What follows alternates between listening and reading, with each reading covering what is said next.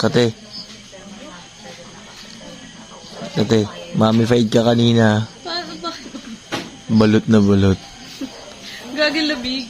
Lamig nga eh. Taga-Baguio talaga nga yun. 5 AM, naligo na kami ni Boss Bin.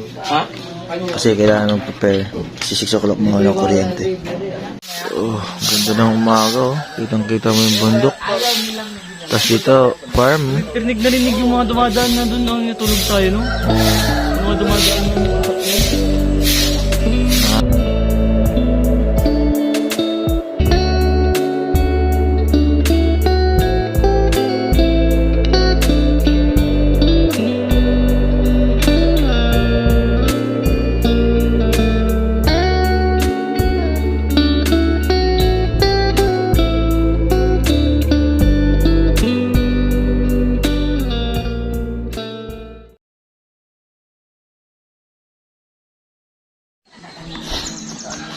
pa daw yung mga ano doon.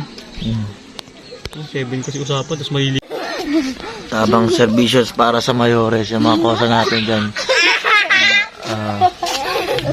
Tamang serbisyo sa mayores yan. They see me roll eh.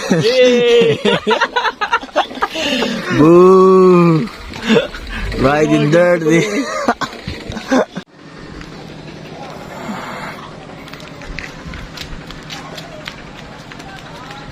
Okay na, kompleto na sila, kompleto na. Pwede tumakbo dun sa ano? Ano? Gagawin? Yun. Pupunta kami sa simbahan. Si Ali, Shane, Boss Bin, at apakagwapong mayores. Hi po, mahal sa lahat. Kung sakali po, pasok muna po tayo. Tapos, i-remind ko lang po na huwag po tayo gumamit ng cellphone sa gitna ng aisle habang naglalakad ng entourage. At lagi po tayo mag-smile sa picture and video. Paalala ko lang po ulit, pasok muna po tayo lahat para hindi po tayo mapagod sa labas. Pagod po.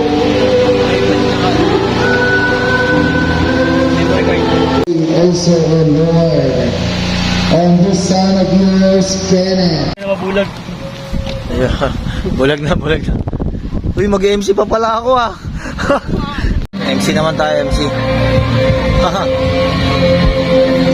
Yun, congrats.